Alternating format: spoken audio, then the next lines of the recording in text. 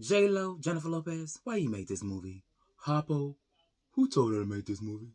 What's up, you guys? Now you know what time it is again. Of course, it's time for another review, and today I'll be reviewing the movie Marry Me, Marry Me, Marry Me, Marry Me. It's so catchy, and they say it so much in the preview and also in the film that you can't help but repeat it to yourself. So I'm reviewing this movie about Marry Me, which stars Jennifer Lopez and Owen Wilson. And basically, Jennifer Lopez plays herself. She plays a superstar, super famous singer, which she's a famous singer who marries a guy in the audience randomly that she doesn't know, who has a "Marry Me" sign on up because of a friend who invited him and his daughter to a concert of Jennifer Lopez's characters called Cat Valdez. And she decides to get married in front of 5,000 strangers and 20 million viewers on live streaming to her fiance, Sebastian, played by this new singer I've never heard of called Molino. But she finds out just literally 7 seconds before she goes on stage with her gown, which is pretty in concept, but it looks like it felt like it was ill fitting on the top of Jennifer Lopez when she was wearing it. But the execution was really pretty as far as the design and the aesthetic. She finds out 7 seconds before she gets on stage. She's actually going to have her wedding vows on stage with him in front of strangers. There's no family, there's no priest, just a New York City marriage license because that's the location that the story is told in. And I'm like, okay. So there's three screenwriters that's accredited in the credit scenes when I was watching at the end of the movie. Three screenwriters, which means three brains that went into actually executing this narrative. And I'm thinking, it's such a simple narrative and so predictable and such a cliche. I could have wrote this in my sleep, to be completely honest. So I'm gonna go into what works about this film and what doesn't work, because that's essentially what a review is of anything is. So I'm going to what doesn't work. What doesn't work is, like I said, Jennifer Lopez's ill-fitting gown. Otherwise, the fashion is pretty nice in this film, but that's just that part. It looked like it didn't fit properly at the top. And then the cliche of the romantic comedy. Now, in romantic comedies, we already know the primary characters of a man and woman is going to end up together. So what makes the story interesting, unique, and takes it to another level is the way in which they get together and how interesting the obstacle is.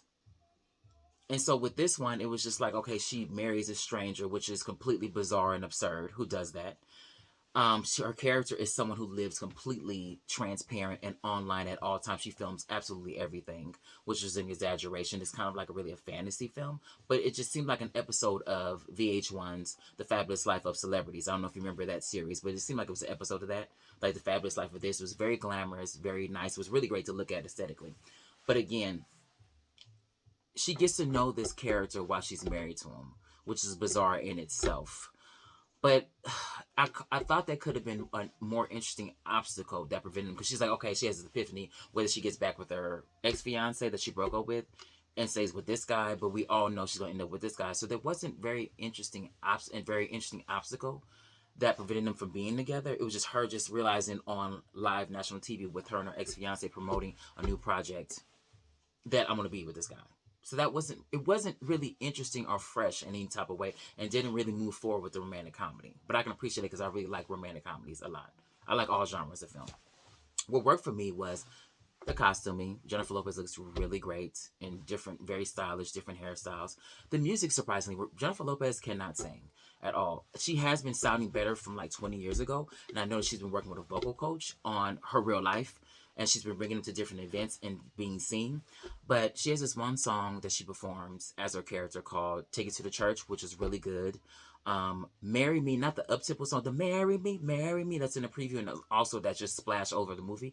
But it's a ballad version that she does with Molino that sounds really, really good. There's also another song I'm forgetting that she does in a dance scene with a band on stage herself. It's really good. So the music is actually pretty good. That's what works with me. And then also the chemistry between her and Owen Wilson. Now, this is their second time working together. They worked together in 1997 on Anaconda. They weren't love interests, but they were together, and they played a documentary film crew organization that was filming Amazonian people, indigenous people in the Amazon.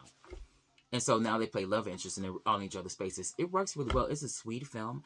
I just thought it could have been more interesting and they could have elaborated on this genre of romantic comedy and making it more interesting. So with that said, I give this film an adjustable D+.